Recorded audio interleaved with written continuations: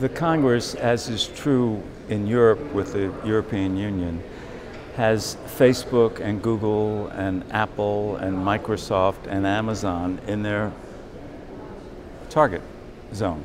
They're worried about their power, they're worried about their size, they're worried about monopoly questions, they're worried about the impact they have on not just democracy, in Facebook's case particularly, but also the impact on retail businesses and every other business. So Congress is the hearing starting tomorrow in the Senate and then the next day in the House with Zuckerberg. He's just a prop.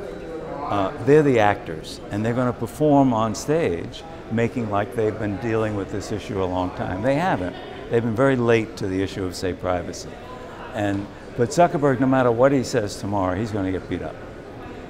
So what do you think the government will do or should do, or what scenarios could you envision?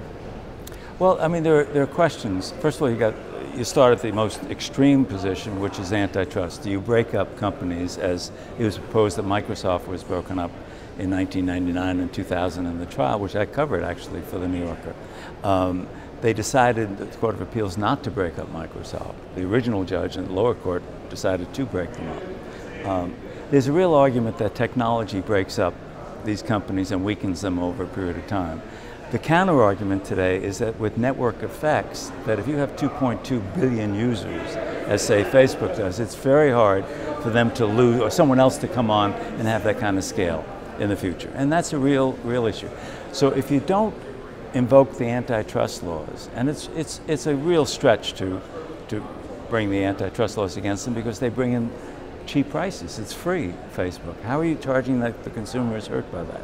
You know, it's a real argument. The next question is regulation. Do you regulate them on, say, privacy? Do you insist that instead of the consumers automatically having their cookies available to Facebook and Facebook being able to share them or sell them to others, do you say, oh, no, what Europe is now doing, Western Europe, you have to opt in, not opt out.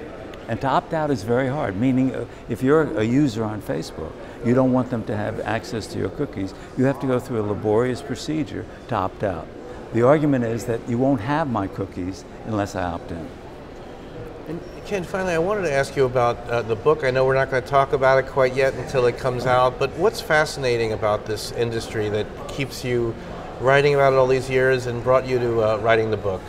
Well, the thing that's fascinating about advertising, I mean, I got into the idea of writing this book, writing about the media for many years as I do, and books about the media. If you follow the money, the old Watergate adage, the money comes from advertising, most of the money. And without advertising, there are no newspapers, there are no magazines, many TVs would crumble. Facebook and Google are totally dependent, almost totally dependent on advertising dollars. So advertising is is the ATM machine for all media. And then the question becomes, if advertising is being disrupted, as I think it is, particularly with the cell phone, people don't want to be interrupted on that. And it's a small screen, and it consumes battery space, and the kind of ads that you see, you know, pre-rolls and stuff, are annoying to people. Then what happens if advertising is threatened? Do you replace it with subscriptions? But how do people afford subscriptions when they're already stretched too thin in their income? So there are huge issues involved. And you got privacy issues, you got artificial intelligence issues, and all of them part of the canvas that I try and follow.